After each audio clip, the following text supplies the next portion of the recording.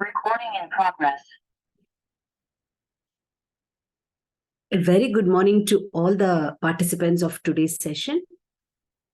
We as valuation professionals shall be facing so many challenges in our day-to-day professional work.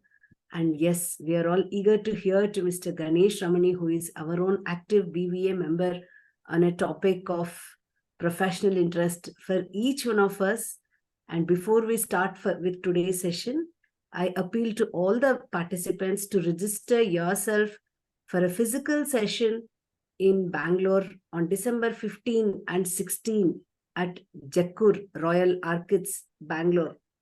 And then avail the super early bird discount, which is 5,000 for 2-day session, which could be cross-disciplinary in the sense all the categories of valuers are being invited for this program, SFA, land and building, and plant and machinery. Please use this opportunity, register yourself, and it could be a wonderful event. That's our promise. I request now Mr. Chandrasekhar to introduce today's speaker for all of us. Thank you, Shiva. Good morning.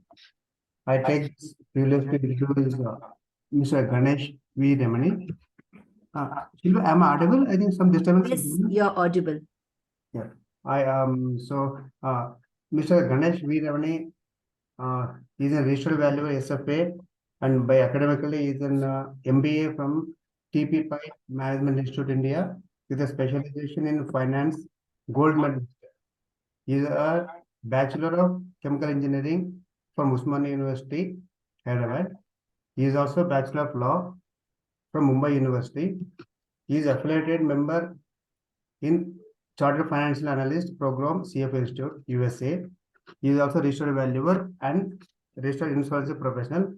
He is also an independent director. He is a founder of Little Consultants India that specializes in business opportunities, dealing business models, incubation centers. He is also an founder of KeyFit, that specialization in health and fitness across all the age group. And he is also a regular marathon runner. He has done 4 full marathons and couple of half marathons. So I think that shows that he is a very fit person, but physically as well as even for today's sessions also. His core he is having a 3 pages profile. I'm only briefing. Some of key competencies includes he is engaged in as an advisor and in diverse sectors that include consumer industries, financial services, IT and health, education, insurance, and sports. And his other activities, he is also engaged in business turnarounds of certain business. And one of the event is successfully restructured business operations from brick and mortar retail setup to digital e-commerce setup in a short span of time. He is also involved in M&A activities, and he is involved in many big valuations. Some of the valuations, housing finance sector, business valuation of a large mortgage finance company with an asset base of more than 5,000 crores. He is engaged in SME valuation, real estate, medical industry, NBFC sector, and others. So he is an expert in our valuations. He is also a strategic planner. He is engaged in incubation of new businesses. And he is an insurance professional. He is engaged in he has also initiated Section 9 CRP process under IBC for a large hospital company. He is engaged in, he is running a CRP process of a textile company. He is consulting resolution applicants for potential acquisition of a CRP in a retail, estate, textile, and seafood industry. His leadership includes CEO of a retail food and grocery business operation for more than 4 years. He is a business leader of a hospitality venture central kitchen that caters to the business needs. He is regularly engaged in stakeholder management also. So his profile is a wide range, starting from MBA, legal, valuer, and CRP process. And I request Ramani sir to take over us. Your profile is very inspiring, Mr. Ganesh. We always knew you as an active BVA member. Yeah. And we got to know more about you today. Thank you so much. Thank you, Mr. Sansekhar, and thank you, Shilpa. I think I was thinking a three-liner, and Mr. Sansekhar was referring to a detailed one. I think all of us are equally capable, and we are all doing our justice to our profession, whatever we are doing. I'm doing a little bit of in my side. Okay, this session, when Ravi called me up and said, Ganesh, would you like to take up a session? Okay, I generally attend most of the BVA sessions. I hear out, okay, and the wonderful speakers all over. So I keep hearing questions from the audience. A lot of people have variety of questions, and therefore I felt okay, it's important that can I address some of them? Okay. So one is pardon me, I was busy last week trying to watch cricket match in the stadium, and then disappointed, and so my presentation was all made yesterday night quickly. It's all in my mind, so I made it. So when I was trying, I thought I'll pick up 9 to 10 points, which would be of interest to everyone. Assume there'll be discussion with the audience, and there'll be some queries, and that I'll try to address. So thereafter, when I was making, I realized that 6 points itself, or the number of slides went up to some 30. So I said, okay, fine. So other 3 points, if time permits, we'll discuss. If we complete early, oral questions are welcome. If we don't complete early, sometime later, the remaining questions. So that's how we'll do it. I hope my audio is clear. Yes. We will clear. start. So I would like to share the screen, Shilpa. I hope I have permissions. Yes, yes.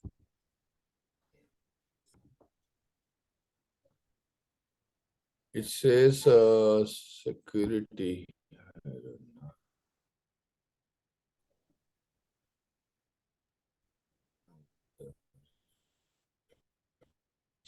Second.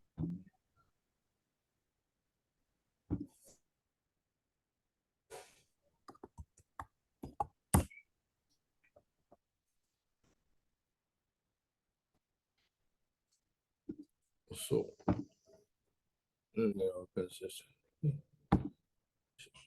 I think if I'm trying to do the share screen, it is asking my permissions, which I gave the permissions. And once I gave the permissions, it is saying quit and reopen. Shilpa, is it okay if I quit and reopen? You'll allow me, right? Yeah. Hello? Yeah. I'll just Presently quit it also because we can see your screen. you can see the screen? Yeah, but as a screensaver mode. No, that you're not able to see the screen because my Zoom, I'm giving my permissions, and when I quit it, it says I've given the permission. So now you quit and open for it to take into account. So I'm just logging out and logging in a second. Please allow me. Yes. Okay, give me a second. Yes.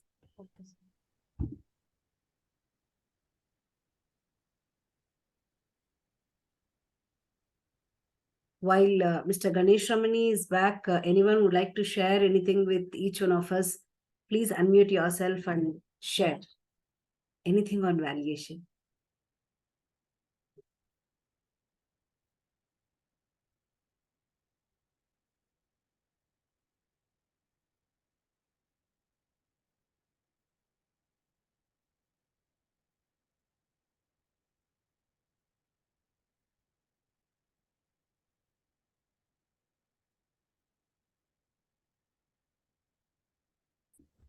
Yeah, Mr. Ganesh, we can see your screen. Okay. Fair. Yeah, good. Okay.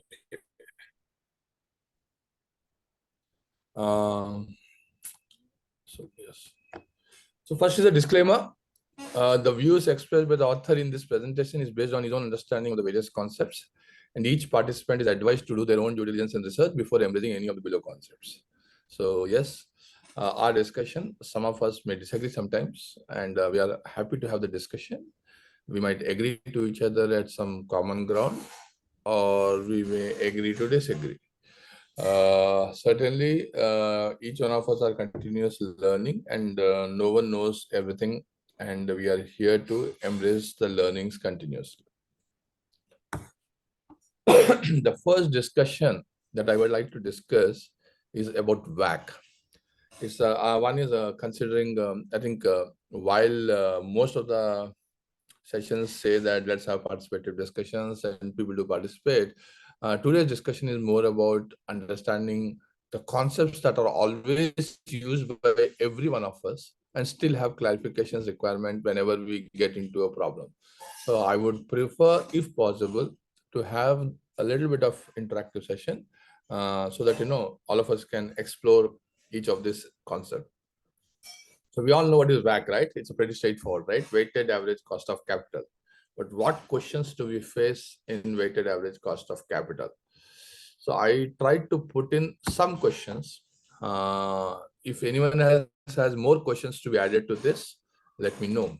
Yeah.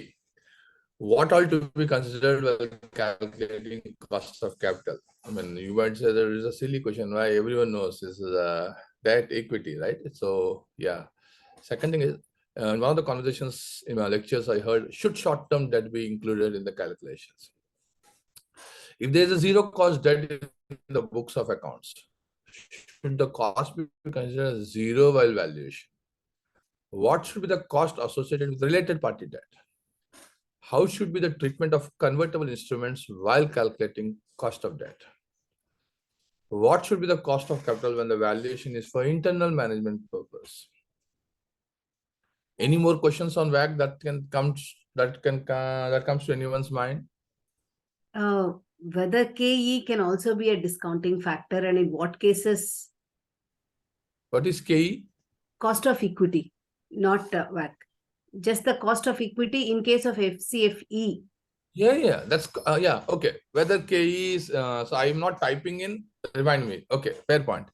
Whether cost of equity should be used for discounting factor. Okay. Anything else? And what are the items that will be factored in the debt and equity? Precisely, the convertible instruments, Yeah. they fall, they can be categorized either as a debt or equity. So when you assign weights, how do you measure them? That is one point. And second point, what is the basis for assigning the weights itself? Is it the market value of the equity or market value of the debt, book value of the equity, book value of the debt? And having said that, the debt is dynamic, equity is dynamic. How do that dynamism, how do you bring in? Absolutely. So I'm not able to type in here. I can type in here? I need to go to the regular slide. Give me a second. I'm just editing this PPT itself. I hope it's okay, right? Shilpa said should KE, right, be part of the discounting factor under FCFE. In FCFE, right? The other, I think other gentleman has asked convertibles. It's already captured here. Dynamic changes to the capital contributed. Then he also has a question: should it be market value or captured? Right? And in the chat right? box also we have a question. Chat box question. Yeah, you will need Tax. to. Please go to chat box as a pin code. Okay, I don't say tax. Tax element. Tax element is certainly there. Okay. Okay. Now, one of the element that is important is I am not covering the statutory part here mostly in the conversation. I'm looking at the business valuation because statutory requirements are very strange because they need to cover a whole gamut of companies at various times. Like for example, income tax 11 UA. I never understood the logic over there. So keep that aside. So if something I can match, fair. Otherwise, it is largely this element. This is a good starting point, right? I move from this. I have this starting point. So now here, Vijaya, are you there? voice. Can you just a minute, Mr. Ganesh. Vijaya, are you there? Can you make me admin co-host? Because I'm getting a lot of disturbance. I can mute them. Mr. Pranab, I request you to mute yourself. Pranab Kumar. Yeah, please go ahead. Yeah, thank you so much. So first of all, I think when we see these questions, I am of a firm believer that we always need to go back the principle behind this particular or the purpose behind any of these elements or concepts. That would help us clarify most of the times what to take and what not to take, which gives us a perspective. So let's understand this. The title is what? Title is weighted average cost of capital. So it's obvious. There's a capital and there is a cost to the capital, and therefore we are saying that we would like to take the cost. So we need to ask ourselves, any kind of capital, is there a cost associated with it? If there's a cost associated with it, we need to consider it. If there's no cost associated with it, there's a cost is zero. So if I have a capital of worth 100 crores in variety of forms of capital, doesn't matter, we know that each type of capital has a cost. Put a cost. If it's 0%, is 0%. If it's 30%, 30%, we have it. And then we know it's a simple math. If there are varying contributions of different kinds of capital, we need to take weights. So therefore, it is a weighted average cost of capital. So the title is very clear. It helps us to understand that all kinds of capital. So there's no ambiguity now. That whether short-term debt to be used, working capital contribution to be used, whether discounting factor KE to be used, doesn't matter. Every capital has a cost. Put a number. And if you feel it has zero cost, so be it. If it has 100% cost, so be it. And once we know that capital has to be assigned a cost and there's a weights to that, let us understand valuation standards definition of valuation. It says a willing buyer, willing seller, without taking unique individual benefits or synergies. What does this mean? It says that independently in the market, if there are market participants trying to come together as a buyer and a seller and looking for a particular transaction, then the values are associated to be a market linked information. So I'll give an example to one question that has been asked, whether it should be a market debt or a book debt. Suppose if I, as a company, was able to achieve special Asian Development Bank debt for 5%. And great, because that is because of me being a government entity, so on and so forth, I got it at 5%. As a government entity, I am trying to sell away the stake to the market participants. So the market participants come in, the terms of the debt is very clear that this financing is no longer applicable if the government is not there, or it could be at a market rate. So the same debt which is in the books at 5% is actually now not 5%, it will be 8% or 10%. So what the participants are looking at to value this entity, they would look at their costs when they come and take over. And if they are looking at their cost, if their cost is higher than what is there in the books, then they will account for that market rate. And if their cost is lower than their books, then also they will account for their cost. And it is the market. So if one entity in the market has a benefit but other entities do not have in the market, the benefit specific to that particular entity is not to be considered. Generally, the market costs are to be considered in order to determine the weighted average cost.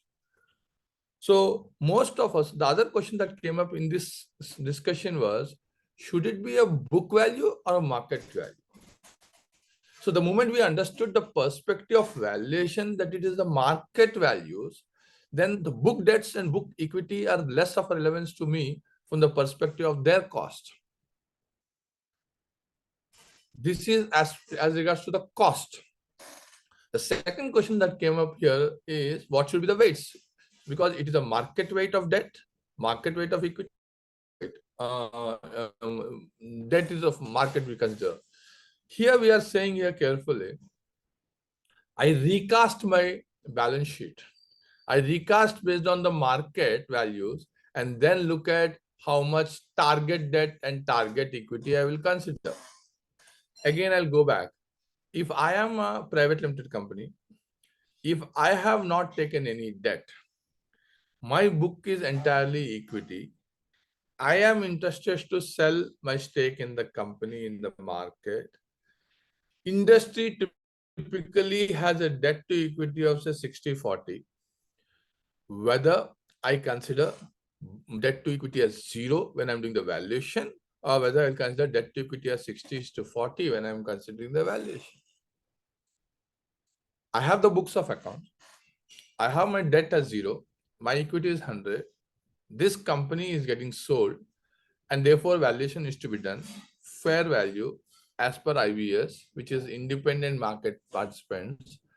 It is the target debt to equity. I think we all read about that, right? So if it's a target debt to equity, one needs to assess what is the likely target of debt and equity to determine the WACC proportion of weights.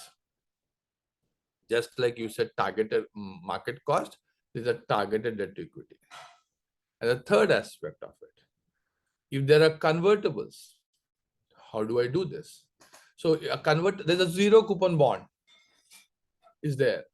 Interest is 0 if I look at the interest expense in the P&L. But is it actually a 0 interest? No. Because 0 coupon bond is issued at a discounted to the face value, right? So we need to estimate what is the market value of that particular 0 coupon bond. And once we estimate the market value of the 0 coupon bond, that will be the cost for such kind of capital. Lastly, if it's a convertible instrument, whether it should be considered as a debt or a equity. Question is as follows. If eventually my target debt to equity gets altered with such, because again, I'm repeating it here, when you are trying to do not for the internal management purpose, you are trying to value for the external market participants, you are going to use the way I am, or the way I do it, I'm sharing with you. I mean, yeah, this is how I look at it. However, when you do it for internal management purpose, it is different. I'll discuss that a little later. So here again, when you look at a convertible debt or equity, you say that, hey, listen, this is a convertible debt. Today, in terms of debt, what is the value of that particular equity and debt? You can estimate it. So, for example, an instrument is there which is likely to get converted in the 1 year's time frame, and you evaluate that the chances of it getting converted is not there, or the probability is not there. So there's some value someone is going to associate, right, with that. So we need to start evaluating the particular cost. And ideally, such kind of a convertible instrument, we try to use option pricing model, or we have various options. And if it is difficult to do such things in some simpler companies, you look at the financials and you decide if this were to be sold in the market, what is the likely chances that someone is going to assign it the value of a debt or as an equity. Based on that, you need to take a call. Most of the times in valuation, it's not about what should I apply, it's about why I should apply. It's not about whether, okay, is it a debt or equity? Okay, let me put this. That is probably, I look at it a little differently. I look at it, okay, why should I apply what I'm applying? And I start asking those questions, and I try to resolve those whys first to help me determine the values that I need to take. I mean, my answer to the why could still be wrong sometimes. My assumptions could be wrong. Doesn't matter. There's a reasoning for it, because when we say valuation, there's a buyer and a seller, and every buyer and seller reasons out and comes to a conclusion based on their reasoning. The role of the valuer is essentially enabling those buyers and sellers to arrive to those assumptions, most of the market participants' assumptions, to determine what could be the value. And then, of course, when actual transaction takes place, each buyer has their own specific synergies, advantages, and the transactions happens based on the participant specific value each person perceives. So really, as a market, what would take? And this kind of a discussion, when we look at it, the moment we say, oh no, this is purely for internal management purpose. So because most of the time we do get valuations, okay, give me the valuation for the internal purpose, how much they do it. My take is as follows: even for the internal management purpose, isn't that a cost to them, whatever capital they bring in? A related party debt. Related party debt, we typically say it's an equity, right? We remove it from the cost of debt, right? Because for us, we assume that it is equity and then we start doing it. So one assumption is this particular entity was unable to bring in debt because of their size constraints, because of their governance, because they do not have adequate rating, and therefore they have brought in their own debt. And because they have their own debt, for internal management purpose, obviously it's their own debt, their own equity. Then you take the book values and go ahead. But if someone were to say the scope as market valuation or fair value, the word is fair value. So recently, one real estate transaction, this question was asked. The management says that the transaction is happening where one group entity is going to buy where the other group entity's stake. And therefore, they said that they needed a fair value, but they wanted a discount rate to be used as 12%. We said, not possible. I said, it is very much, no, but they said they cannot do it more than that. I said, okay, fair point. Say that it's participant specific value, and there should be undertaking from the participant that my cost is only 12%. Now here, what we said is it's very specific to the participant. We named the participant in the valuation also. Or then we said group company. That's how we categorize it. And we said that there is an undertaking that their cost is only this, and therefore it is a participant specific value. So when we look at WACC, we need to look at the purpose. And if someone insists on this is how I want to do the valuation, this is the rates I want to do, this is how the debts I wanted, then you're writing your specific value, because that value is not applicable for general public. Then if it has to be applicable to the general markets, then it has to be the market terms and conditions. Now, so we typically tend to use uniform WACC when we are discounting the projected cash flows in the income approach. I personally try to not to use it unless I make a writing statement that debt to equity is going to be constant. So when we use in our reports, most important is one, of course, the value. But beyond this value, the entire reasoning is the heart of our valuation. We need to write, if you have taken a uniform WACC or discounting factor for the projected financial years, we need to write why are we taking it. The inherent assumption is that the debt and equity ratio is going to be constant. That means, if it is a profitable entity, the profits that are coming out from the cash flows are getting given away as dividends. And if it's a loss-making entity, then there is a equity that is being pumped in to maintain debt to equity. Secondly, if there is a repayment happening in the debt year on year, then to that extent, the equity also needs to change. And if the profitable entity, the extent of additional equity should go away from the books, or if it's a loss-making entity, additional equity should be in that ratio. Now, these are the elements that we need to look at in our projected financials to ensure that that matches. So when we do the business valuation, we typically quickly get into the free cash flow, arrive at a value. Unknowingly, within the free cash flow, there's a profit, and which can alter the debt, and it can alter the debt to equity, and which will alter the weight of the WACC. I'm not even discussed yet the changing cost of equity and the debt with the change in the size of the company with the year-on-year projections. So for example, when you are valuing the entity, the size of the company is 100 crores in terms of book value, assets. And in your projections, the size of the entity is going to 500 crores because some of you guys are doing startups and they're growing in rapid fashion and the size is very high. Would the cost of debt, would the rating of the entity be the same for all the 5 years with a change in the entire size of the entity? Probably not. So probably yes. The answer is each of these elements requires an explanation in your answer, in your write-up, which it's not about writing in a report. It actually helps you to clear your thoughts whether what you have considered is applicable and valid. That way, once the outcome of the business valuation that comes up, reasonable certainty is there, given those assumptions in consideration. Someone can challenge the assumptions itself. That's okay. Each one of us have our own justification, and which is absolutely valid, and that helps us justifying in whichever forum we take up our valuation.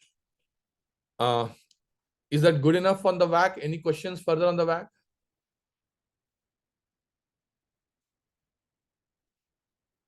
Should I move ahead to the next topic? Sir, I have one doubt. Yeah. So while taking the WAC, as in the date of valuation, there is a borrowing. During the period, it get repaid. WAC we have to consider as in the date of valuation, or we have to take each year, sir. I just said it's the way you look at it. That's why I said you don't look at what. Okay, let's go back. You have projected financials, right? Yes, sir. If your projected financials has varying debt and equity ratio, and the size of the entity, for the simplicities, let's say it doesn't change much, the cost remains the same, but the varying debt to equity. Is your WACC same year on year? Is your WACC same year on year if there's a varying debt to equity? So, but when there is a change in the debt and equity component, it is likely to vary, no, sir? Yes, no, yeah. I'm saying it's okay. So it need not vary if you give away dividends. If it's a profit-making entity, if they maintain target debt to equity constant, and then therefore, if the target debt to equity is constant year on year, your WACC won't change.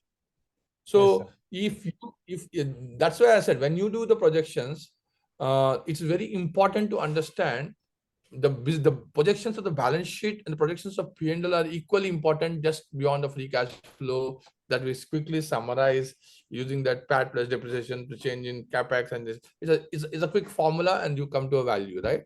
Probably it's what is important is when you do this, the underlying assumptions that has gone up in the WACC. In the WACC, the assumption is one, the tax rate. For example, if you are in a SEZ zone, there's a tax benefit for the next 3 years remaining. After that, there's no tax benefit on certain elements of it. Or there's a tax benefit of certain instruments. After that, there's no tax benefit. If there's a convertible instrument which is going to convert in 2 years, for 2 years it's a debt. You put up as a debt and there's a cost to tax benefit. After 2 years, it becomes equity based on your own estimate, and there's no tax benefit. So once you analyze each of the line items, you take a call where it goes, and you have a write-up on that saying that because of this, I have not taken. And once you come out of this, you know whether it's going to change for you debt to equity or not. If it's going to change, take different WACC for each year. If it doesn't going to change, then it's the same WACC year on year. Yes, sir. Thank you, sir. And someone asked me the question, should short-term debt be concluded? My answer is simple. Is debt a capital for the company? Question number one. If it is a capital to the company, is that a cost to the company? If it is a cost, it has to be considered. Anyhow, capital has to be considered. What cost you will apply will vary depending upon the cost of that particular instrument. I hope that answers, Sanjay. Cost of capital, short term and long term. It doesn't matter. Again, capital is capital. So you have to take every capital in the calculations. You are assigning a cost to that. So the cost is what cost you decide. If it is zero cost, the value will be zero for that debt, for that capital. And if it is some cost, it will be whatever the cost it is. It doesn't matter short term or long term. I think somewhere the title itself is very clear. It is cost of capital. So every capital has a cost.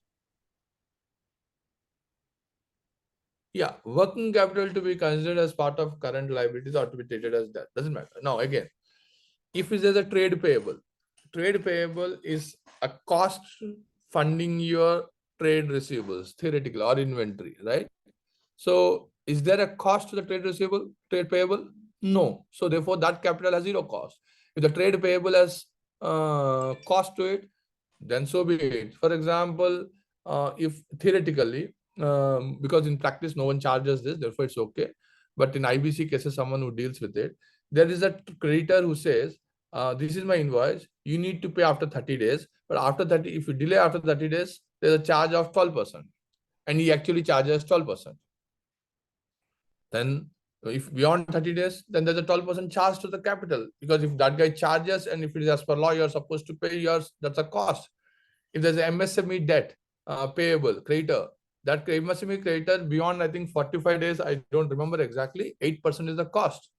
And if you don't pay, if your projections have that you are not going to pay beyond, you're going to pay beyond 45 days, then 8% is part of it. But in our projections, we always say that we'll pay within 45 days. That's why inherently we say the trade payables are zero cost. Now, as regards cash credit, OD, again, nothing comes free, right? Every capital, the bank is giving a OD facility and it has given a facility, are they charging us? If they're charging us, there's a cost. If they're not charging us, there's no cost. If they're charging, I mean, working capital, if you treat as a short, purely temporary working capital, if you treat as a part of current liability, sometimes we call it as a part of our current liability, sometimes we'll go for a debt. So,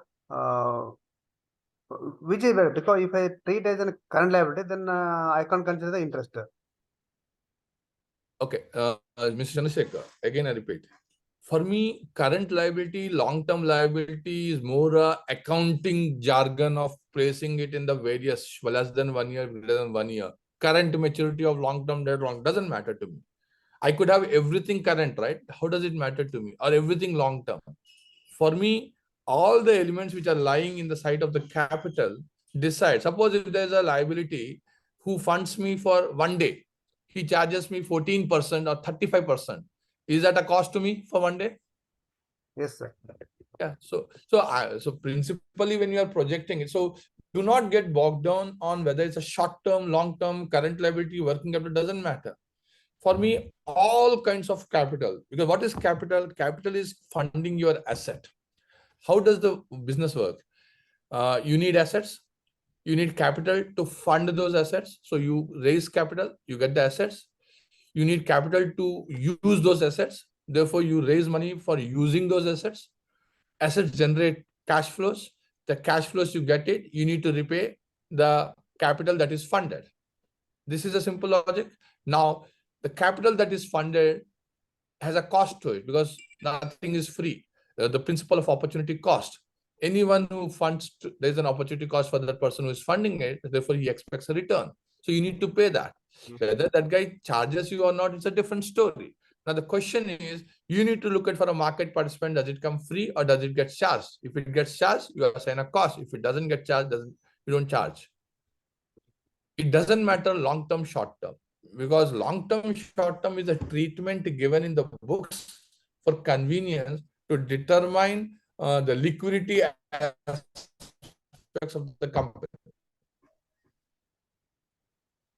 I hope I was of help in that. Yes, sir. I hope it was clear.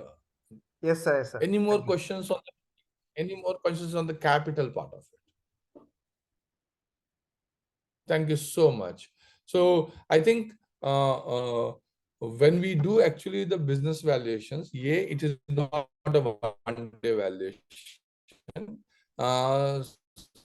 Sometimes for the internal management purpose, as I said to you, if it is for internal management purpose, record that it becomes a tricky aspect that all of us typically face on the terminal value. So let me discuss the terminal value. So this comes to all our lives, right? What should I take? Should I Ganesh, take? I have a doubt, sorry. Yes, please. Am I audible? Yes, please. See, as far as I have understood your point, it's all about market debt equity ratio also, right? Then why Yes. we are specifically asking current, ODs, should I take, should I not take? Yeah, that it doesn't matter. You're right. So what happens typically is if the market has a typical funding pattern of say 60-40 debt to equity, and market typically is an expectation that working capital funding is done by the market for the short-term debt, short-term funding, and asset funding is typically the long-term funding in order to avoid asset liability mismatch. The long-term funding has a different cost, short-term funding has a different cost. Whether it's a OD, whether it's a cash credit, whether it is any other line of credit under the short term, there's a cost that we associate it will be different. So when we look at it, why we differentiate between a short term and long term is to understand and identify what should be the cost that a market participant might get it. Got it. Got it? Okay, thank you so much. And the best part of valuation is we need to keep asking questions. That's the way to do it. So now I'm going to the other tricky part of it, which everyone discusses on the terminal value. Now, I started asking questions. What questions does come up into the minds of valuers when you're doing the business valuation? What does terminal value imply? Should it be simply based on the GDP growth rate? Should it be based on the growth rate of the company projected? Should it be based on the terminal cap rate model? How should terminal value be calculated when the cash flows are negative? By which year of projections terminal value should be calculated? What should be the discounting rate used for terminal value? Any questions? Any more things to be discussed here? Sir, whether installed capacity and utilized capacity forecasted should be considered while projecting the terminal value.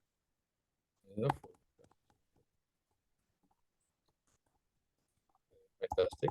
So one more thing was in case of startup, when you have abnormal growth in the last 5 years, how do we consider terminal value? Okay, startups abnormal growth, what should be the terminal value? Throw some light on H model.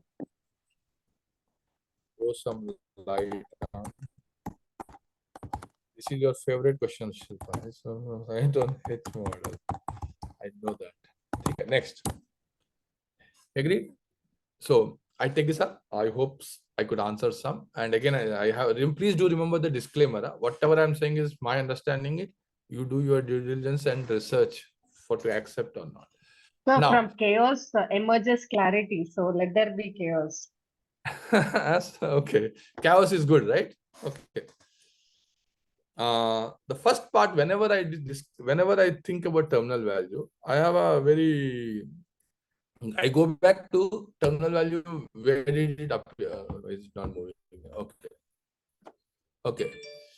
What is terminal value?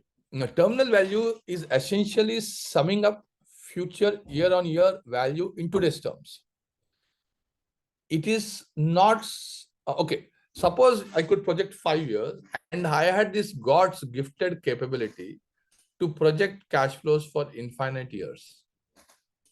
Then discounting those to the current value is nothing as the value of the company, right? So what terminal value is essentially saying that beyond a point of time, as a person, I do not have the capability to estimate the cash flows year on year, but I have a method and making an assumptions what could be the year on year cash flows.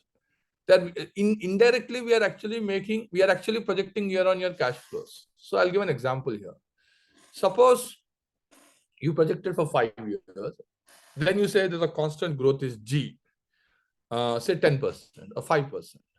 What we are essentially saying is we are multiplying the previous year cash flow, multiplying with the growth rate and stating that that is the next year's cash flow. And then thereafter forwarding it, we are again multiplying with the growth rate. We are using the constant growth rate. And then we are projecting it till perpetuity. So what we are doing, we are actually projecting cash flows to infinity whenever we are using the terminal value. That's the inherent assumption behind it. So we say that we cannot project it, that's incorrect. So we are saying that we cannot specifically point it. We are principally assuming a particular pattern. In reality, when Silpa asked H model and all this, what are we saying? We do not know whether it will be uniform G.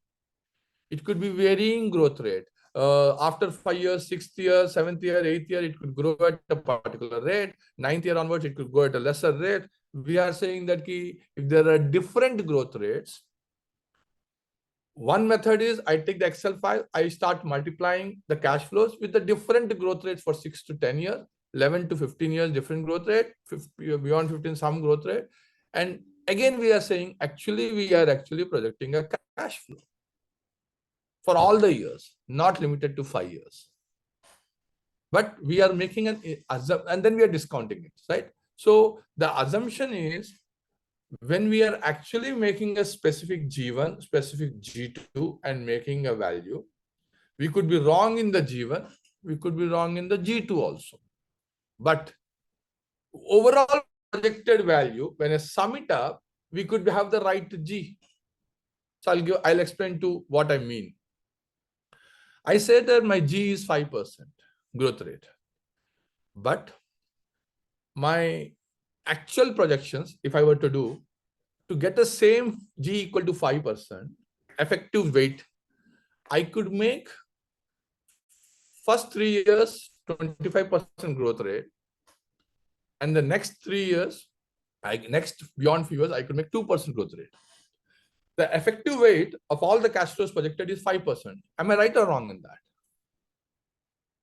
So what we are saying is, the G that we are taking,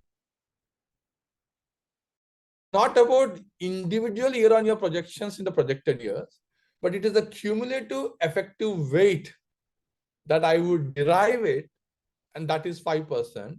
And that cumulative effective weight gives me a value in today's terms. So the value today I got, say 100 as a terminal value. That 100 could be a function of the immediate next few years, the value was 80, and thereafter the entire future value beyond after a few years is 20. The sum of this is 100, which is what I got it today. The other method is, the next all the years, it is uniformly distributed of value of say 5, 5, 5, 5, 5, 5. So today's value is also 5. Both ways together, my consolidated value is same. I could make that is the inherent assumption. Because we don't know specifically what will be the projections year on year, we are actually making an assumption. This is the average growth rate over the years. Now that average growth rate, when we say that, because we cannot project it, the classic assumption is we grow at the GDP growth rate. Why do we say so? GDP, if you were to look at the definition, GDP says this is the nation that is growing at this particular rate. And each sector, each industry, each company is contributing to that particular GDP growth rate. So you have an excessive growth rate in one particular industries or some things. My GDP growth rate, if it has to be remaining the same overall, then some other industry is lagging behind, so that my GDP growth rate comes to the growth rate projected, or my overall GDP will grow higher than what is the GDP that is there, because my industries are contributing more. This is the rationale behind saying a GDP growth rate, because country will grow higher, and therefore someone is having an artistic view on the presentation. So therefore, when we say we need to sum it up to GDP growth rate because we cannot grow more than that, I fairly agree, but I also disagree to that aspect of it. My GDP growth rate is a function of the sectors that are contributing to that. There's a manufacturing sector, there's an agriculture sector, there's a services sector. Each sector contributes differently. Each sector contributes the GDP component different to the GDP differently. And each industries within that sector contributes to the GDP differently. So I give an example to you. Say, for example, a couple of years back, there's a typewriter industry, there's a computer industry. Now, a hardware computer industry would always grow higher, and a typewriter industry is dying down, so that computer industry is going to take over. Now, typewriter industry could only penetrate so much because it is a specialized skill limited to the people who know typing, and everyone comes to them. A computer industry actually penetrated to across players for various purposes. So the industry size of the typewriter industry was limited as compared to the computer industry.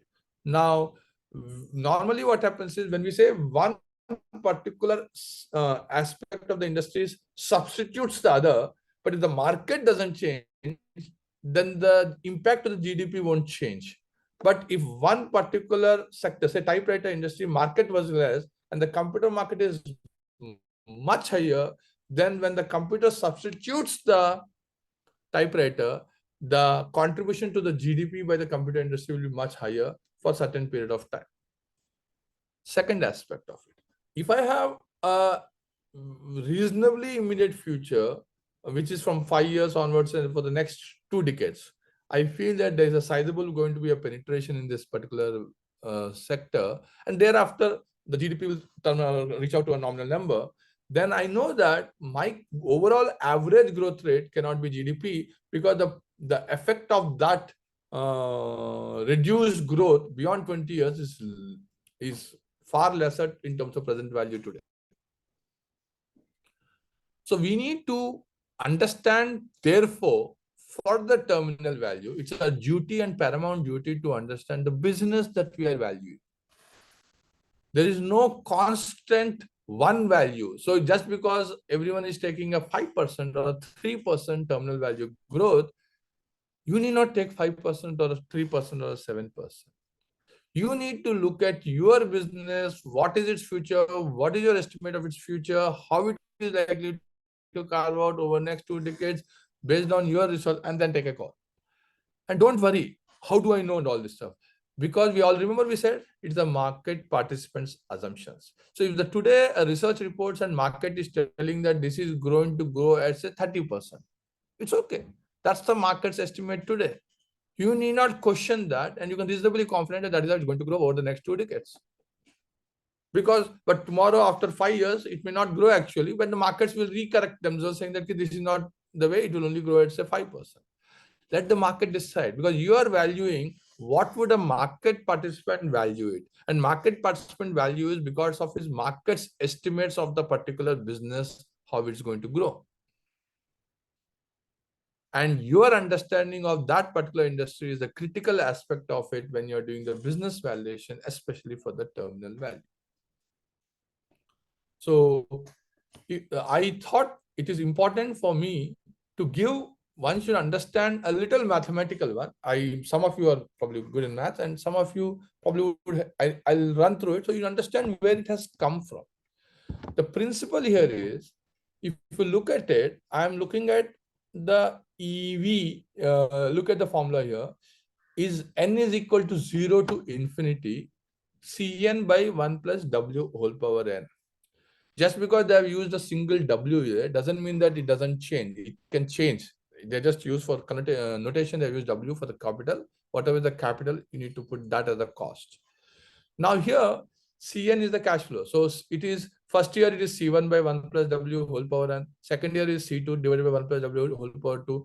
So C infinity divided by 1 plus W whole power infinity. This is the actual calculation, which is what I said. We actually are projecting for across years. When we're using this, what we did is, we are humans, we can only project for few years, projectable forecastable period. So we divided it to capital N up to N. Up to N is say 5 years. So 0 to 5 years, we project, that is Cn divided by 1 plus W whole power N for 5 years. We separated that. And then we said summation of beyond 5 years. So from 6th year to infinity, we actually use the formula. And the 6th year to the infinity is what we are calling it as a terminal value. Now take that formula and we do it. We have said that that particular projected values is, we are going to grow at a constant rate G. They have used the word constant rate G.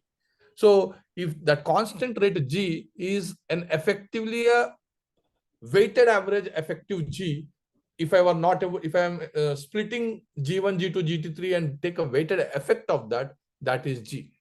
Independently, the cash flows could be different in the later years, but the effective is this.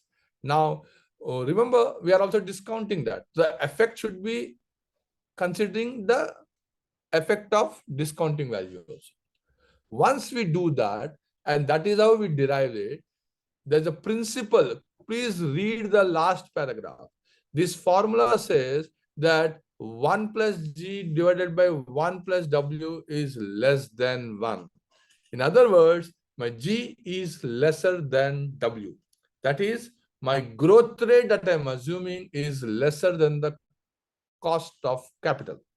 In other words, if I am funding my capital, if I am funding an asset with the capital, my returns from that particular asset is lesser than the returns from the expected capital.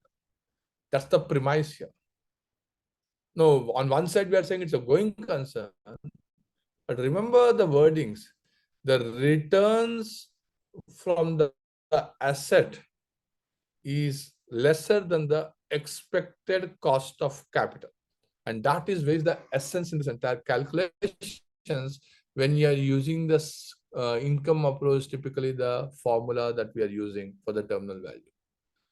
And it is very important for us to understand that we are saying that who would fund at a lesser, at a cost of, who has a higher cost of capital, funding the lower returns. I also derive it through the DuPont formula later for you in the presentation. So it's very important for us to understand what goes in. And if you feel that the next 10 years, this is the likely value, and therefore I would consider this, and thereafter the value is insignificant or the present value impact is insignificant, you can ignore. So this answers on a couple of questions that we had faced here. Terminal value is not about application of a formula because there's a formula in the textbook. It's a derived mathematically that there's a constant growth rate of cash flows and it's a geometric progression. The formula is derived as sum of a geometric progression. Every industry has a varying dynamics of reinventing itself. The cash flows of the company could change. Some survive, others won't survive. And the survival is a function of the size, capex, type of the industry, entry barriers, etc. Let me elaborate here. Suppose if you are in a high capital intensive business and your investment, so someone asked whether I should take capacities or not. So you have a high intensive capacity of the capacities are there. So you start investing in it. Now the question here is, if the industry has a challenge of getting substituted with a substitute alternates that comes to the industry, then you have higher risk because you have higher fixed cost as compared to the asset light industry. Second, if you are a company with a much smaller size and you're projecting for 5 years and your size is still very small as compared to the industry, would there be a similar terminal value growth rate assumptions as compared to the larger size companies? You can take, you need not take. If you're taking, you should write Y. If you're not taking, you should write Y. The answer is you have understood the risk associated with the size and whether that size is detrimental for perpetual growth. And accordingly, you need to take a call on that. Now, this way, and once we take a call on that, that's our call based on our expectation, what the market perceives. Once we do it, then we know whether it's a GDP growth rate or otherwise any other value. As I said just now, terminal growth rate need not be the same for a sunrise industry and a matured industry. It can vary. The risk appetite. So Maithili asked whether startups, how should I take? The answer is as follows. So for startups, so while Ashwatthamasan sir was categorical, and I also mentioned in the scheme we cannot mix up approaches. I prefer to use exit values for terminal. That's my choice. Okay. The reason is as follows. When I look at startups, there are enough risks in the startup. Every year, risk will change for the startup because the size of the company keeps changing year on year in the projections that we take. Beyond a point of time, the management of the startup may not be also capable to run the startup the company because it is no longer a startup. Every organization, it's a given that as the size of the organization changes, the same management cannot run the organization because the mindset. I'll give an example of cricket, probably it will help. In cricket, we say the people who come as an opening batsman may not do well when they try to come in the third down and fourth down. The people who are all-rounders, they may not do well when they come as openers. The spinners come at a different point of time. The pace bowlers come at a different point of time. Everyone has a role in a game of 11 players. In a football is the same thing. Everyone has a position and they excel in that position. Same thing. People who are good at running a startup, there's certain organizational culture which gets imbibed in every individual and they excel in that. And once the company no longer is a startup and grows at a particular level, then the management needs to change and the methods of functioning the organization needs to change. The risk-taking ability will change. So therefore, one of the classic ways, I look at this as when investors, market participants says, this is an industry which is going to survive. This industry has a hope. This industry is something I'm interested in. So investors are also different class. So you need to look at the size of the company when you look at the terminal value and see that at that particular size and that particular and the industry that it has captured and the likely chances it can capture, what is the, if that company were to be available today, what is it that the investors value that entity today, which is nothing but the market value.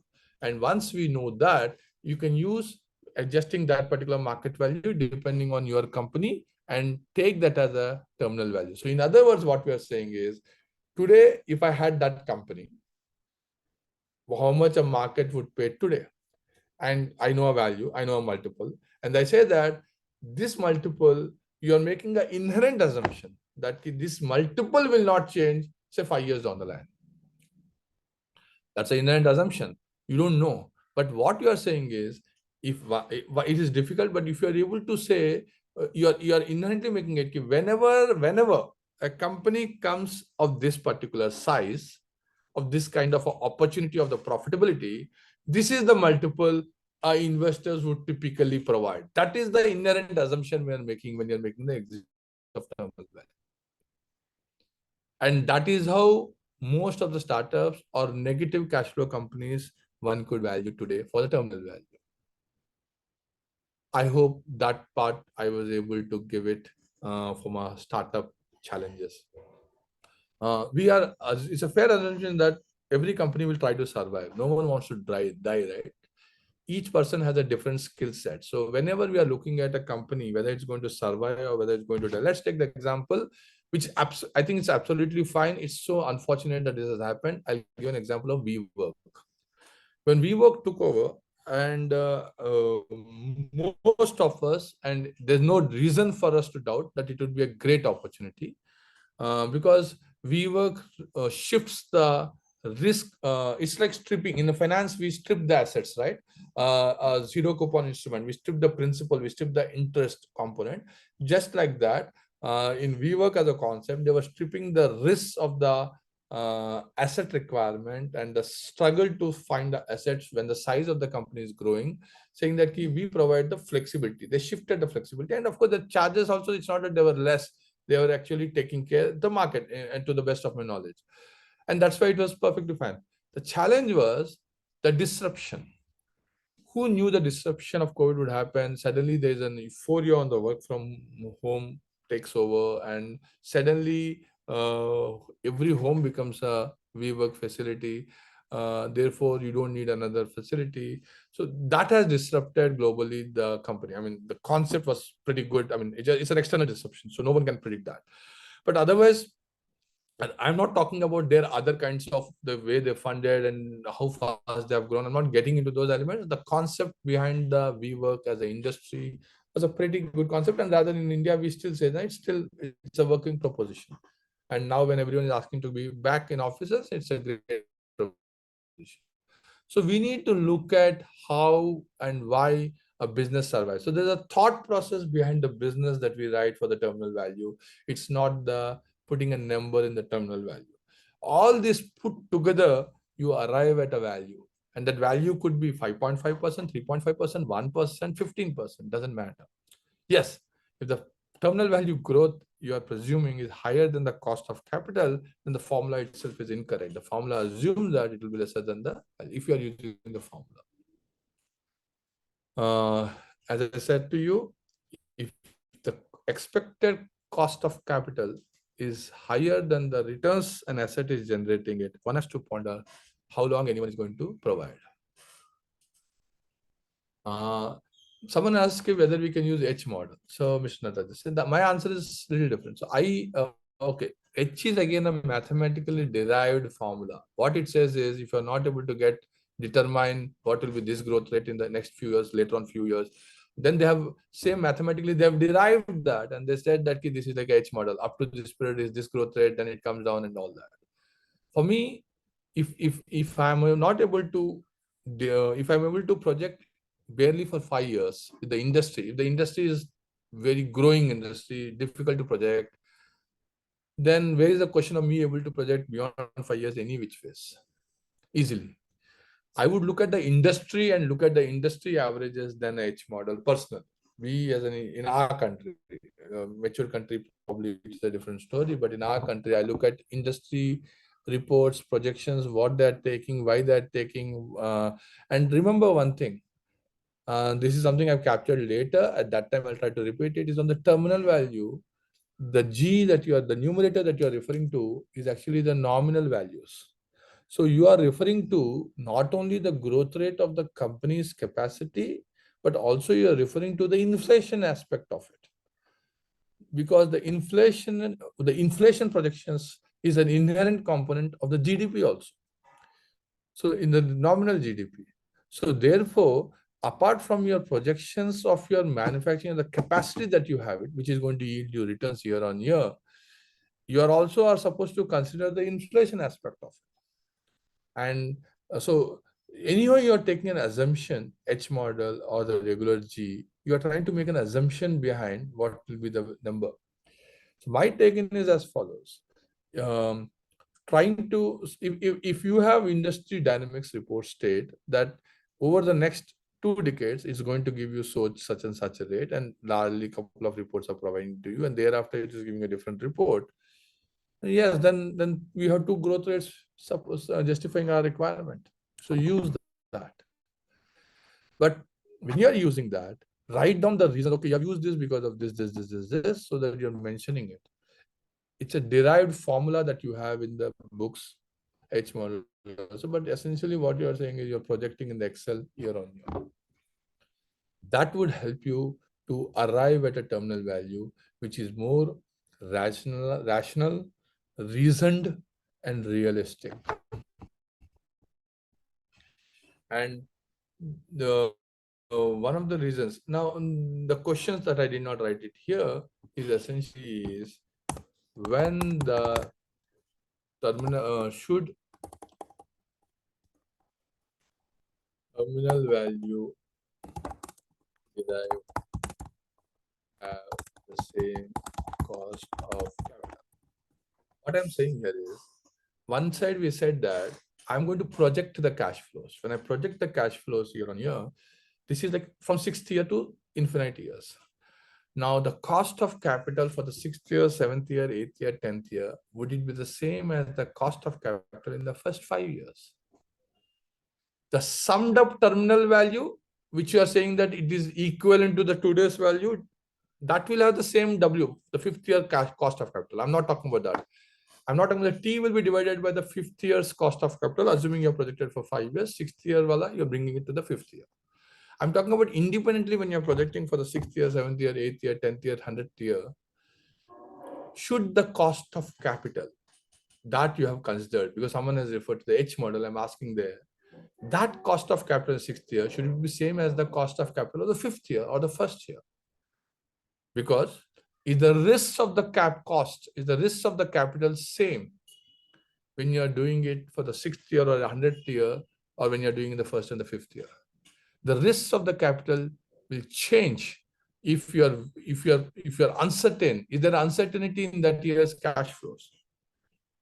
Are you certain in the second year cash flows, or are you certain in the seventh year's cash flows? Because the capital is associated with the certainty of the cash flows, right?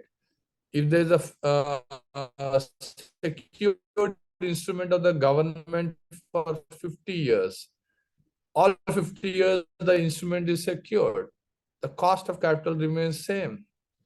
But if it's a company, the second year cash flows, I can see the cash flows likely to come. I have the orders in place. I can see the orders. I can see here or the 100th year.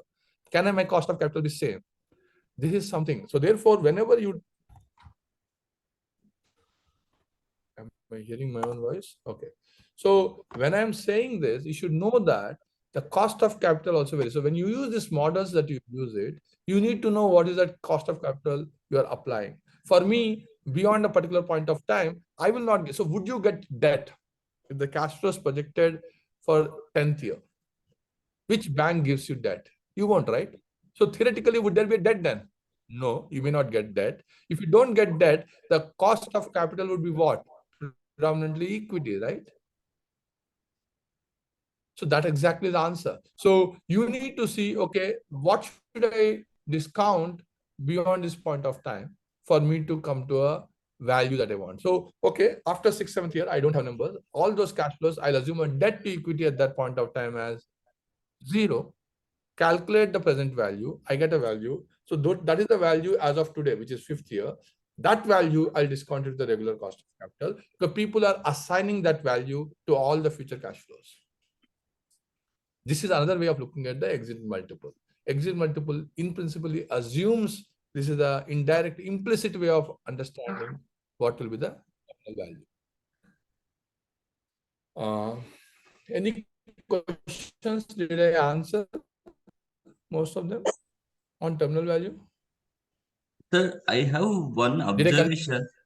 I have one observation. In between, you mentioned that the returns are for the terminal value. The assumption is that the returns are lesser than the cost of capital. I beg to differ on that point because I think it is growth rate. If the returns are lower than the cost of capital, the obviously the terminal value will result in the value which is lower than the carrying amount of the capital itself. If I'm not able to earn a return which is high in excess of my cost of capital, my value at that point of time is always lower than my carrying value at that point, or market value at that point of time. So can you relook into this point? And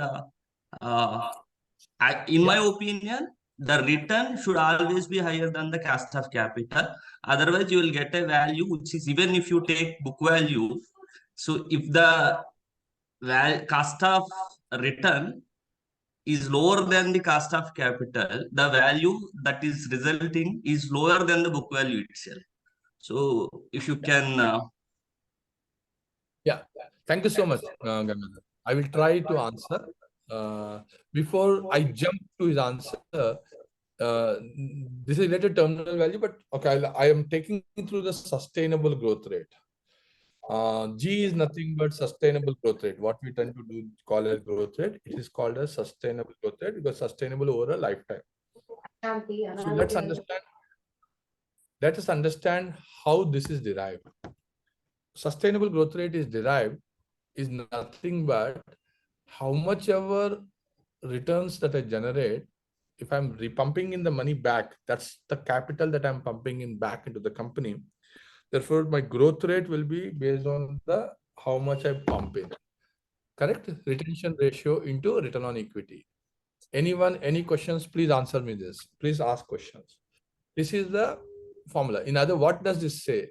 Whatever is my returns on equity, I get that those are my profits. And once I don't distribute dividends, I put entire money back. Then how much I grow to the extent of what I pump in back. If I pump in back entire capital, I will again get return on equity as my growth rate. This is the formula. I hope no one has any ambiguity in this. Uh, when SGR is less than WACC, so we just looked at the terminal value formula. We said that growth rate has to be lesser than the WACC. WACC is what? WACC is expected cost of capital. That's expected money. Return on equity is the actual return that you get from the company. I can expect more, but I'll get what I get. So that means retention ratio into return of equity is actually lesser than WACC. If SGR less than WACC, that's what it means. What is retention ratio? Retention ratio is 1 minus dividend payout ratio. And dividend payout ratio is dividend upon earnings. So if no dividends, retention ratio is equal to 1. If no dividend, retention ratio equal to 1, then ROE is less than WACC. Gangadhar. ROE is less than WACC. Am I wrong anywhere here? So if my retention ratio is equal to 1, and this is only, again, mark my words, I was referring to when we have considered for the terminal value. Because SGR less than WACC is a requirement to derive that it's a geometric progression in a declining fashion. That's the way the sum to infinity becomes that formula, not in the growing side. So therefore, in a declining series, geometric progression series, then the growth is lesser than WACC. And if retention ratio is equal to 1, if it is less than 1, it will be anyhow still lesser. Then ROE is less. The retention ratio cannot be more than 1, right? Therefore, ROE is lesser than WACC.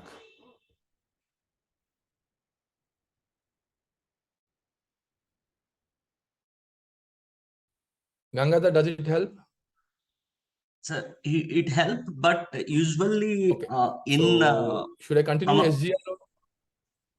We can continue, sir. But in some of the literature, what I observed that, so instead of retention ratio, the retention, just because you retain your cash flows or your accruals in the company, it doesn't mean that you will get a growth, because you have to reinvest. Rather, retention ratio, the assumption is that we should consider reinvestment ratio. When you consider reinvestment ratio, you are investing into the growth. Even sometimes the derivation of the growth rate is rather our reinvestment. When you assume particular growth rate, the reinvestment will be arrived in order to sustain that growth rate. The reinvestment is also derived by using the same formula. Instead of retention ratio, the reinvestment ratio is used. And with that, you can estimate the terminal value. When you use the reinvestment ratio, reinvestment in the sense it should be in the growth capex and working capital. So in such case, obviously the assumption is that ROE is more than the WACC. That is what I observed. But however, with this derivation, I concur with you. You will get the same thing. No, I also concur to you something. Hold on. So no, please understand. I also concur to you one thing that you said. When you reinvest in terms of capex and all this stuff, please understand, absolutely correct. That means then ROE is higher than WACC. Why do people reinvest? Because they know that they're making money. If they put in at 100 capital, they're expecting 15% cost of capital. They're getting at least 15% or more than 15%. That's return on equity. In such a scenario, again I repeat, in such a scenario, the terminal value formula that we just discussed cannot be used. That's all I'm saying. So for example, after 5 years, the management believes that they need to reinvest because the growth is going to be much higher for the next 10 years. Knowing that it is going to grow like that, you cannot use the current terminal value after 5th year in this fashion. The moment you use this particular terminal value, then what I stated is what is applicable. So when you read the literature, that's the reason why I said in a business valuation is not about applying certain formula and to get a number. You need to understand the nuance why it was used. So when you say that a particular return on equity of the company is going to grow at a higher than your expected cost of capital or equal to the cost of capital, that is when market will start valuing that and investing in it. Only when you use this particular formula. So whenever you're using a terminal value formula, mark my words, understand behind when you're using and why you're using it, so that you'll be able to answer those questions. So you use the word retention. I use the word retention because if my capital is not going to generate to me higher returns, why would I pump in new capital as reinvestment? Whereas if I'm going to get high returns in this particular the investment, that means I would pump in more money. If I'm pumping in more money, my return on equity is higher. If my return on equity is higher, my formula that is referred to in the terminal growth rate, don't use that for the terminal value. That will be incorrect. Gangadhar, is that clear? Hopefully now. Okay, sir. So you need to, so this discussion of sustainable growth rate came from that angle of the terminal value, and which is important to understand. Now, Sanjay said cost of capital higher than return on equity, investor will invest. That's the reason why opportunity cost. So investor, the reason is if investors do not invest, end of the day, what happens is, let's take the same formula, Sanjay. Investor says, give me entirely the dividend. I don't want to put any more capital in this money. Whatever the company can generate on its own, let it generate. I don't want to do it. So what happens is retention ratio is 0. So the growth rate is 0. So whatever the company generated, only to that extent, in absolute terms, you get the return. The G will be 0.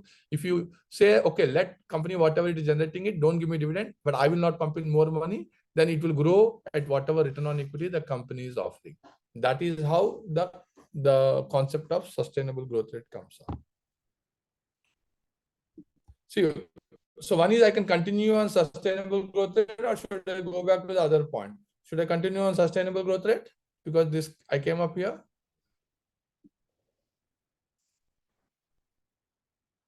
Is the session so boring that I am not able to get the audience? No, sir, a lot of food for thought. Sorry. I hope I have not confused more of you. So since sustainable growth rate, thanks to Gangadhar, I had come here, I'll continue this aspect and then we go to the other aspect. Is that okay? Should I? So let me continue with sustainable growth rate. So WACC is nothing but cost of capital. And the terminal value, the assumption is the capital invested in generating lesser returns. So I have tried to use, again, what is return on equity. All of us know, but let's understand, because this is something is my favorite when I look at things. Return on equity is net profit upon equity. It's pretty simple, right? So return on equity, when I further break it down, it is net profit upon assets into assets upon equity. And then further I break it down, it is net profit upon sales into assets, sales upon assets into assets upon equity. And I'm sure every one of us know this is the famous DuPont's equation, right? And we have expanded DuPont. We can just play around. See, what is it that we are trying to do? Is we are trying to understand the nuance of this particular, where is it I'm getting a return on equity, and what is it that is contributing to me the return on equity. Okay. Question that was asked earlier, long-term debt or total debt while using debt on equity ratio. It doesn't matter to me. For me, it is very clear. Whichever assets are funded and the assets that are used for operations to generate my profit, I need to consider that capital. As simple as that. So I do not look at what is in the balance sheet, bookkeeping accounts. This is debt, this is equity. I don't really care. I look at, is there, what are the operating assets? What is the capital that has contributed to that particular asset? So I'll give an example to you, just so that it's an extreme example. Suppose there's a company, there are assets in the company. The entire assets are funded by trade payables. Example, okay. Entire assets, equity also not funded. He has taken away the money out. Okay. Trade payables has no cost because he pays on time. So is there any debt which has funded the assets? Trade payables is a debt, but there's no cost to the debt for me. I consider this. I have put in my own capital completely in the non-operating asset. That asset is not at all used for my cash flow generation. The above equation does not consider that. Because this return on equity is profits generated from the sales that are derived from the assets that are used, and such assets are funded by the capital. Once we understand in this equation, we are looking at only those aspects of it. Non-operating assets are not to be considered in this entire calculation. Please look at the formula whenever one gets stuck to interpret it. Finally, ROE is the key. What is my returns when I invest somewhere? That is what investor is looking at it. And then I look at it whether such returns is higher than my expected return. A Canadian pension fund expectation of return is their capital cost is lesser, and therefore they can invest in a lower ROE companies, but stable ROEs. Venture funds expected returns are higher because their cost of capital is higher, and accordingly they expect such companies which can generate higher ROE, but risk is higher. They know about it. So I further elaborated this. If you were to look at it, the formula when you look at it, SGR, and break it up, and because asset upon equity is typically used in the WACC, so I just tried to play around that WACC aspect of it, and therefore we say that SGR is nothing but net profit upon cost of equity into assets if my debt is equal to 0. Especially when beyond terminal value, the chances of getting debt is lesser. What it essentially says that cost of equity into assets is what? Whatever is the assets I'm funding, there's a cost to that assets. And therefore, I have a cost of capital, and my net profit is nothing but the returns that I'm generating it. The ratio is nothing but the returns that I'm generating vis-a-vis my cost of capital. If my returns that I'm generating is higher than my cost of capital, as Gangadhar was telling in certain terms, then my SGR is greater than or equal to 1. If my returns that I am generating from the assets is lesser than the cost of equity, then my SGR is less than 1. SGR could be greater than 1 or less than 1. I have no qualms about it. But if it is less than 1, you need to apply the terminal value formula only the way what is given in the books. If it is greater than or equal to 1, you are not supposed to use that formula.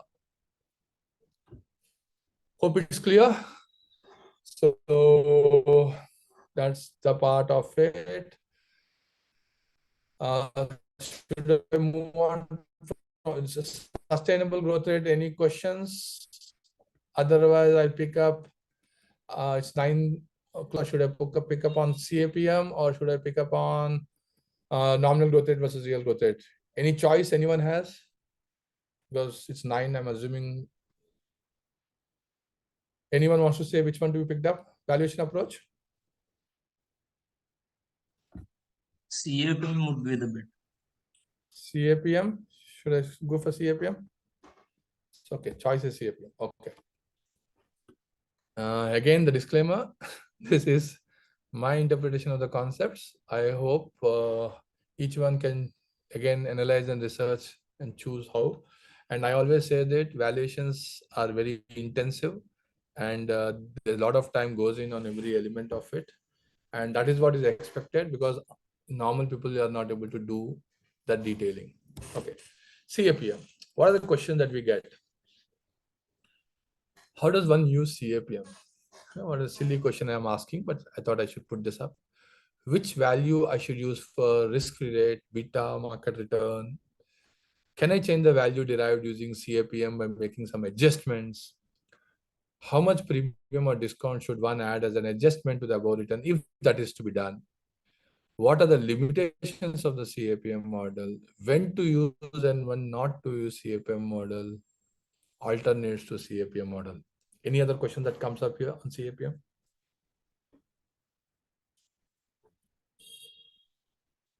No questions? Okay, so I'll take these questions to the best of my ability.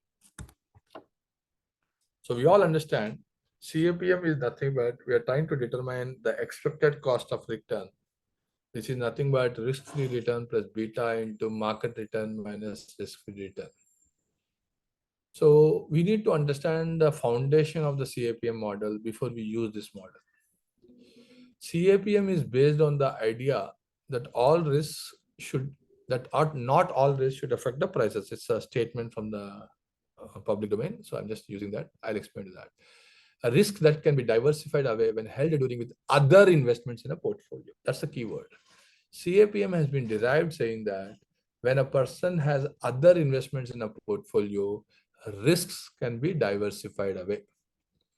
So now, when you are using a CAPM model for a cost of capital for a particular market participant who has only investment in this particular, who is planning to invest in this particular security, is CAPM applicable at all for that particular person?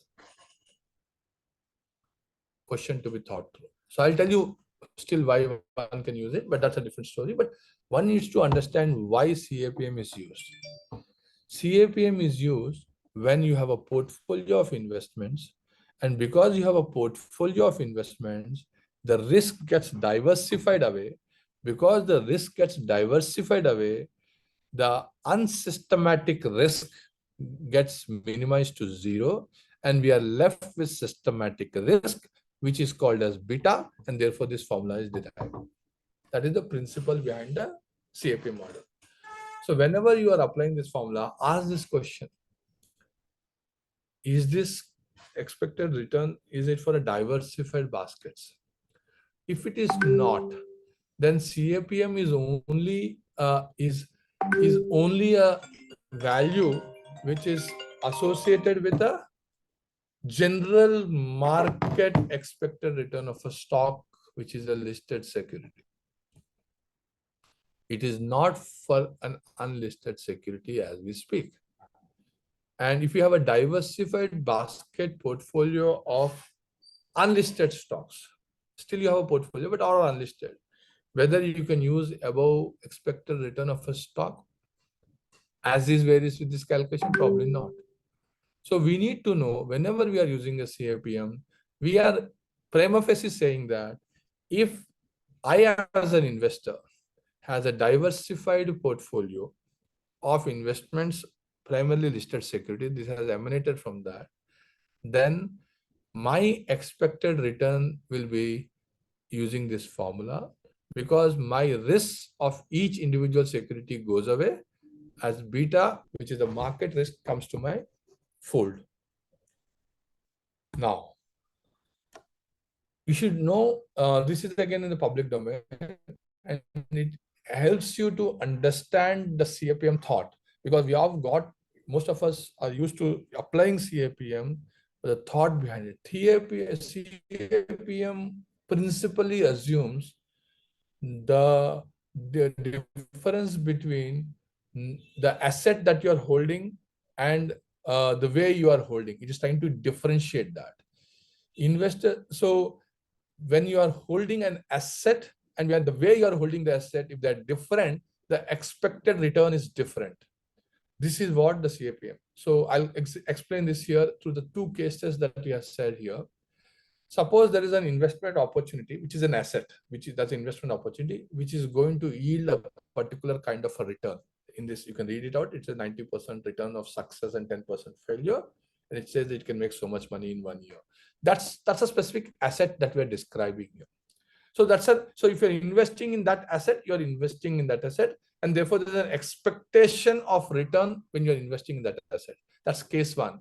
If I don't have any other assets, I invest my entire money in that particular asset only, the way I look at my expected returns is different. Because I said that the risk is 90% that I can lose money, 10% chances of success. Yes, if it is successful, I make 4 times money. $1 is going to make $4. A fair point, but my expected risk is my risk is very high because I'm not diversified. Now, but if I take the case 2, I said that I have 100 such opportunities. I have 100 such opportunities, and I'm investing money in 100 such ventures. The probability of me failing in every place is all the time is actually 0.0303%. In every case I fail, that's the probability. Mathematical calculation, right? Therefore, my expected return will go away because I say that because I'm so diversified, my risk is minimized. So this is the way I'm holding. So there are two people, alpha, beta. Alpha is investing with only focus of that asset. Beta is investing where he has a diversified portfolio. So both are investing in the same asset, but the expected return from the same asset is different for both alpha and beta because the way they are holding their investments or the investment pattern is determining the expected return. I hope that's very interesting thought, right? So here, the way they are holding their investments is determining their cost of. This is exactly the reason why a Canadian pension fund has a different expected return as compared to a venture fund. Now, the CAPM is prima facie coming from the philosophy that if you are a diversified portfolio, this CAPM is applicable. So if a person who comes and says, I want to buy this money, help me to invest, value this particular asset, for that particular person, CAPM is not applicable at all. For a market participant, so when you use a CAPM, I'm not saying CAPM don't use it, but when you use a CAPM, understand this, and therefore, implicitly, you're saying that this is the market participant expected return of persons who are actually a diversified portfolio. If you're using CAPM, where only the systematic risk is there, there's no unsystematic risk. So in other words, we cannot use as is very CAPM value return expectation when a person, we are doing a participant specific value and the person is not diversified, the expected return, you need to alter or do the modified CAPM. So we use CAPM, we need to decide on adjustments according to our specific requirement. So someone is investing in a stock market, he has a portfolio, he's asking you to value something. CAPM is perfectly fine because he's an investor in the market. There could be still some adjustment if he's limited to certain sectors and everything, but still largely you're diversified to that extent. But you need to write this. You need to, when you're using CAPM, the thoughts behind this has to be part of your thought process in your report because you have understood this, you have thought over this, and therefore you are considering this. And therefore your assumptions are perfectly fine. Otherwise, you use a modified CAPM. Modified CAPM is essentially you're trying to change, saying that this risk has not got minimized, and you believe this risk is going to take so much of value, and therefore you're going to modify this, and that is how you modify. And that modification is a function of, again, the case specific. It is not standard. Okay, what's the typical modification? 3%. So I take 3% addition. Probably that's not. See, why we take in is because we do not give much emphasis on the discounting factor, because even Ashok sir, Damodaran sir also said boss, numerator is very important, and undoubtedly, I do not doubt, because business has to generate cash flows. But also because if the business generates cash flows, the diversified investors will come into the picture and the cost automatically gets taken care of. But having said that, whatever we take, whatever we understand, we should be certain why we are taking about it. And that's why one size fits all assumptions. So when someone says what should be the value, if someone can say 3%, I might actually take 10%. If my case, my specific, because if I am valuing a company which is currently a 3 crore company growing to 25 crore company in 5 years, and when you said 3%, your company was 100 crore company going to 500 crore company. Not at all a comparison, right? Not at all a comparison. However, in another case, yours is a 100 crore company going to a 500 crore company with a significant amount of capex and high debt on equity. My company, a 20 crore company going to 70 crore company with no debt to equity. Completely different. So I always say one size doesn't fit all. Please investigate, think through before you apply a CAPM, and apply modified CAPM, assuming knowing why you are applying those modified CAPM. Any questions on CAPM?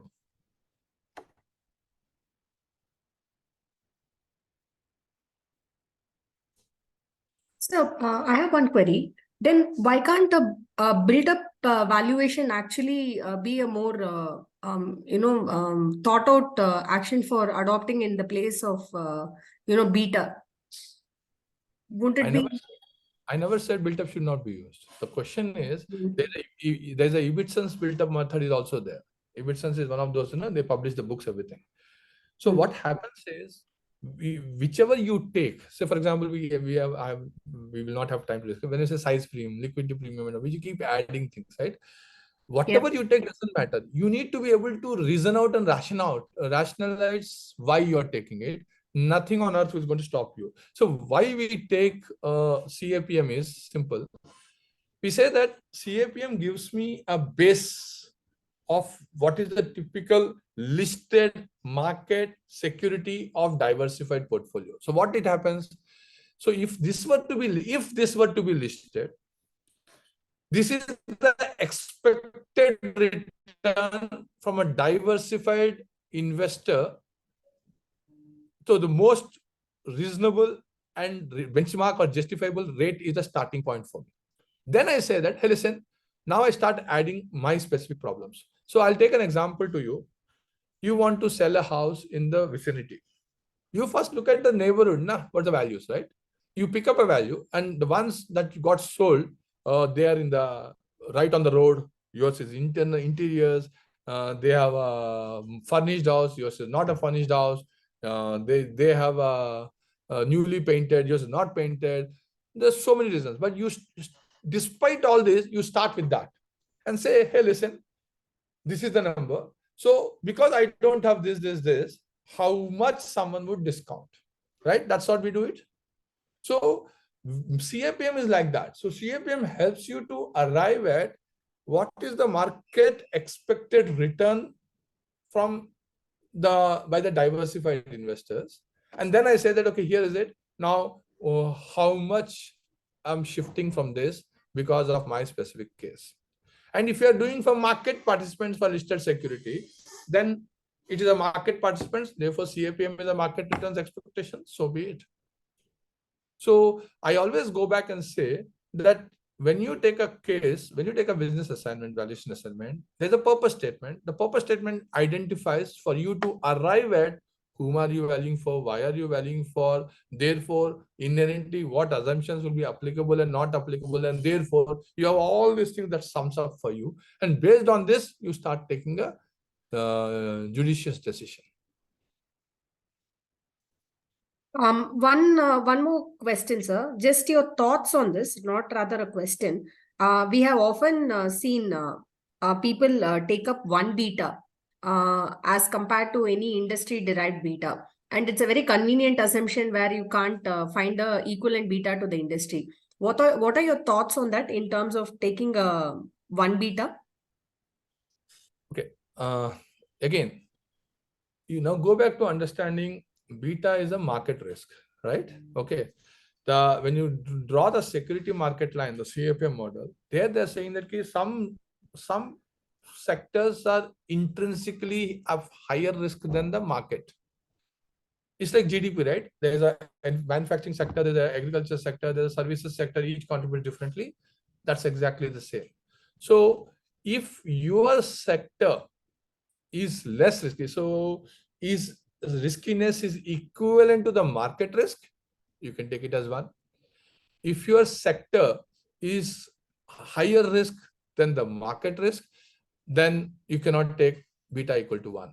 Let's take the example of crypto as a sector. Crypto as a sector, in principle, is having a higher risk because of the nature of the sector as of today. Say 10 years on the 50, it can change. That's a different story. But today we are valuing, how market perceives is what we are valuing, right? So if crypto as a sector, if we are trying to value, and the market perceives that it is higher than the market other risk, say FMCG sector, which is stable risk, right? Then you are not supposed to take beta is equal to 1. Does that help? Yes, sir. But if we have to derive a beta metric for weird industries, I would call these, where you don't have a norm to compare yourself against. What would you suggest? Because those kind of circumstances, what I generally do is I junk the CAPM and go into a build-up valuation, because it helps me stack up my risk rather than give me a 1 beta or assume market risk as it is.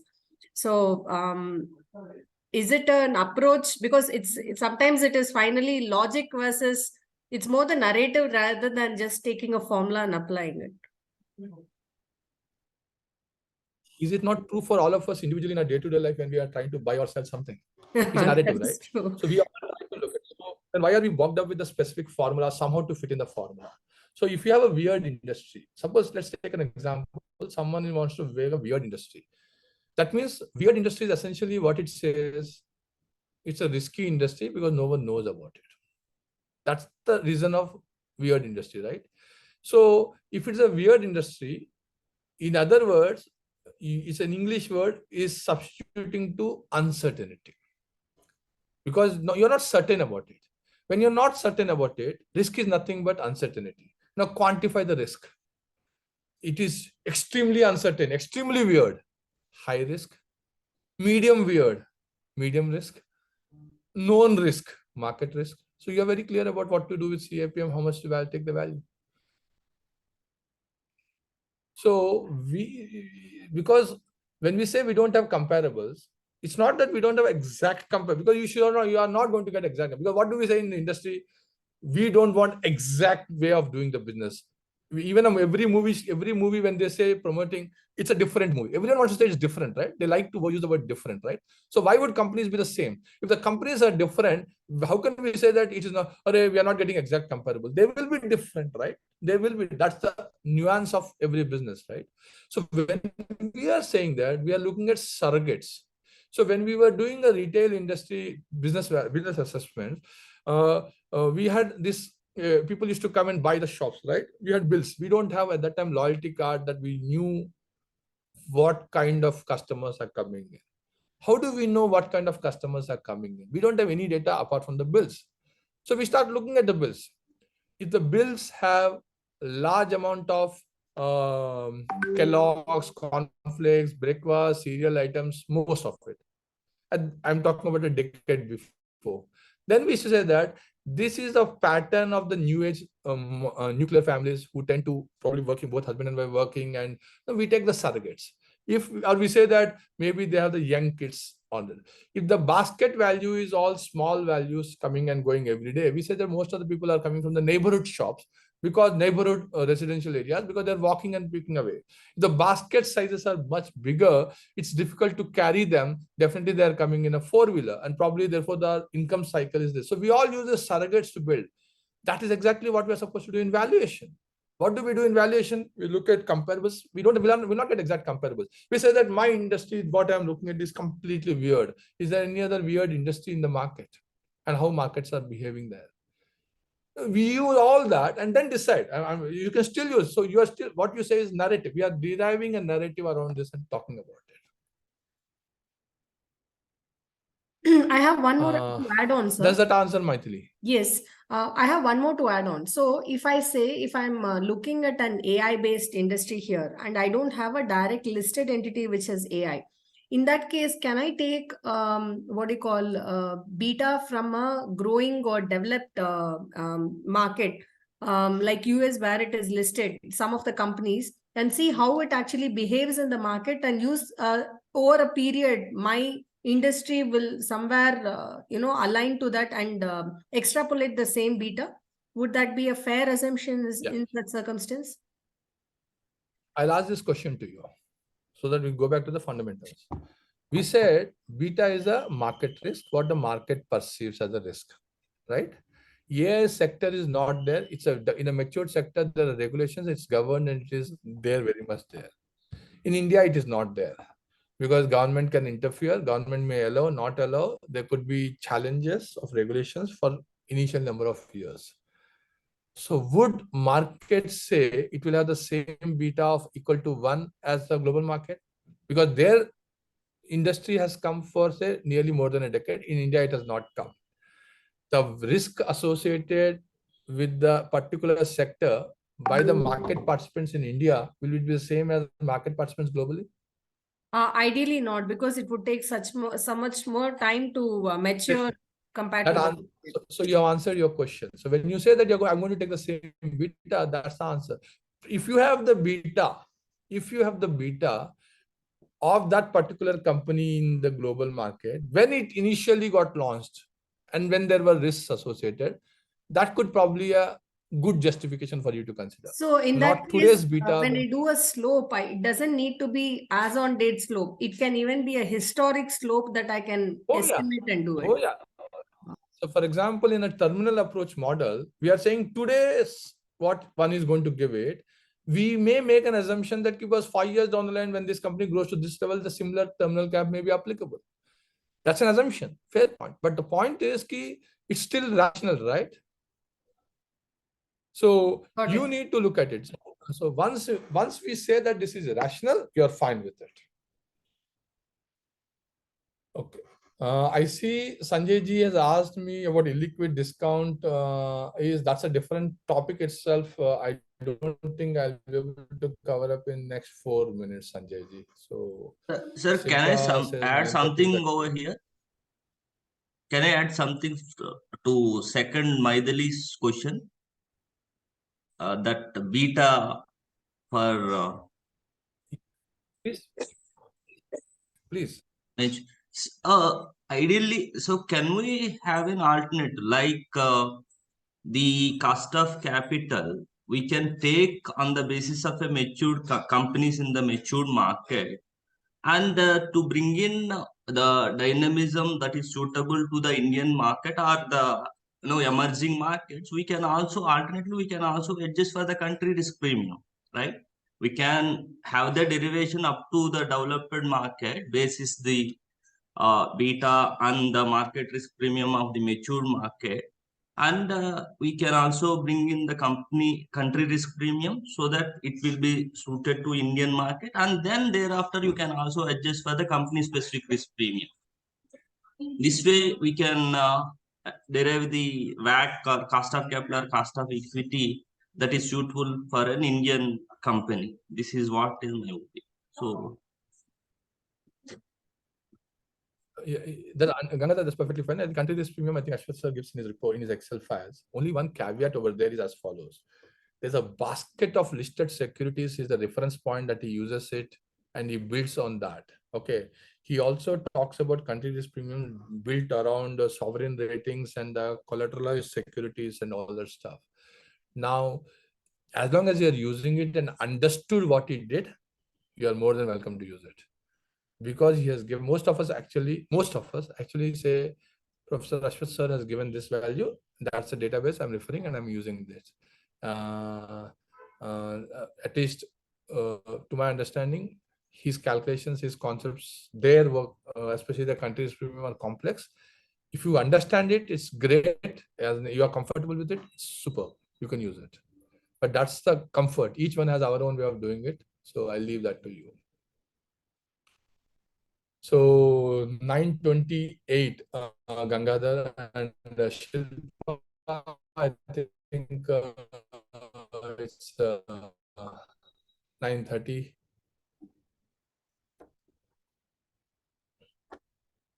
Session is over, I think. Any questions while Shilpa is going to come up?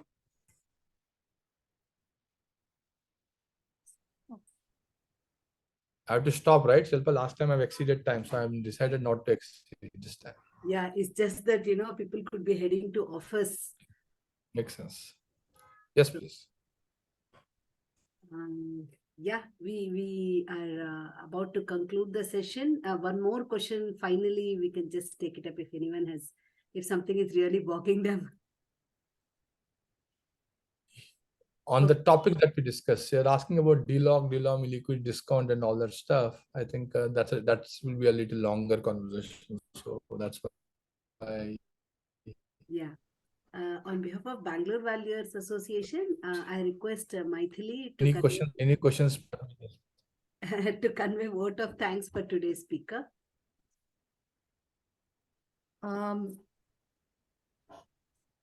Good morning, all. Thank you, Ganesh sir, for your wonderful session. I always look forward to your session because there's always food for thought. And it's so incidental that last 1 week we've been having some fundamental questions on cash flows and whether to have what debt equity ratio and how to do the build-up. I thought your session actually answered those fundamental questions for me. So I used to wonder, despite having worked in this space for 3 years, why do we have such questions? But I believe that though it is all statistical and number driven, there is also a certain narrative to the whole thing and how we approach to the valuation that makes it very customized and specific assignment required, adjustments that we need to do, that not mere apply a formula and accept. And I think your session actually demonstrated that to a great extent, where you just don't pick up figures and drop it, but rather, apply it with a lot of logic. And it was very, very useful for me because I had these questions which were very, very fundamental. And I was wondering, why is it that we keep revisiting very fundamental questions? That way, it was a real eye-opener, sir, and lot of food for thought. And BVA, I should thank for such splendid sessions that you have. It's always 7:30 in the morning, and my team always asks me, what is that enthusiasm you show to wake up and join the session? I always say that because I'm always wiser after the session rather than what I was before. So that is something that I really look forward. Thank you so much for that. And wonderful sessions. There were a lot of good takeaways for me. Thank you sincerely for this. Thank you. Thank you. Absolutely, Maithili. Every time, at the beginning of the session, I'll be very curious how the session will go. And in the end, the curiosity will become a little bit, okay, I have to correct myself. I have to revisit. I have to unlearn, relearn. And, that's how our professional's journey is. And I am quite successful in confusing everyone, looks like. That's good enough. I didn't use that word, but I meant it. Very true, sir. But I certainly believe that chaos always brings about clarity at the end. So chaos is good. Absolutely. Thank you. On behalf Thank you of so much, everyone. we'll be forwarding this memento to you over courier, Mr. Ganesh. Thank you, Shilpa. Thank you, everyone. Thank you, BBA, for giving me the Have a Thank happy you. weekend. Bye-bye. I'll leave Shilpa now. Yes. You can stop the recording, Vijaya. Yes, ma'am. Vijay, I hope you're there.